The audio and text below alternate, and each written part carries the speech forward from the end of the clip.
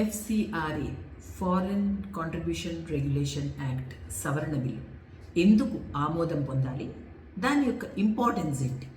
విదేశాల నుంచి భారతదేశంలోకి స్వచ్ఛంద సంస్థల ద్వారా ఎన్జిఓస్, ట్రస్ట్లు, సొసైటీస్ ఈ మొదలైన వాటి ద్వారా పొందే నిధులని మనకి దేశంలోకి వచ్చిన తర్వాత దానిని ఏ విధంగా నియంత్రించాలి అనే దానిపైన ఒక చట్టం.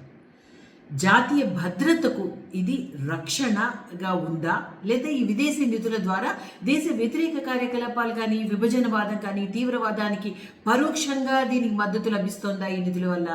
సో ఈ విషయాల్ని కూడా నియంత్రణలో పెట్టడానికే ఈ సవరణ బిల్లు.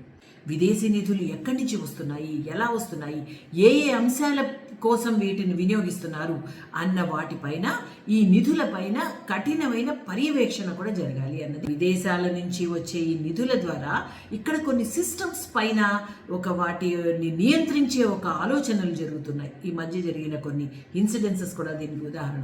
కాబట్టి అసలు ఈ విధానాలేంటి, దేనికోసం తీసుకొస్తున్నారు, దేని గురించి ఖర్చు పెడుతున్నారు, ఏ ఏ అసెట్స్ కొంటున్నారు, కాబట్టి ఇది ఎటువంటి ఒక ప్రభావం, అంటే ఇది ఉచితమైన ప్రభావమా, అనుచితమైన ప్రభావం చూపే అవకాశాలు ఉన్నాయా, అటువంటి ప్రయత్నాలు ఏమైనా జరుగుతున్నాయా అన్న దానిపైన కూడా ఒక దృష్టి సారించడే ఈ బిల్ యొక్క ముఖ్య ఉద్దేశం. ఇక ఆస్తులు కూడా ఒక నిర్వహణ పైన ఒక స్పష్టమైన నిబంధనలు ఉన్నాయి. ఈ ఎఫ్సిఆర్ఏ ఫండ్స్ ద్వారా, అంటే ఇది ఒక్కొక్కసారి రద్దయినా లేదా గడువు ముగిసిన విదేశీ నిధులతో సృష్టించిన ఆస్తుల నిర్వహణకు చట్టబద్ధమైన నివారణ కూడా ఉంటుంది. అది ఈ ఎఫ్సిఆర్ఏ బిల్లు, సవరణ బిల్లు ద్వారా జరిగే అవకాశం ఉంది. ఇక కొన్ని ప్రభుత్వ నిర్ణయాలపై అప్పీలు చేసుకునే అవకాశం కూడా ఈ ఎఫ్సిఆర్ఏ సవరణ బిల్లు కల్పిస్తుంది.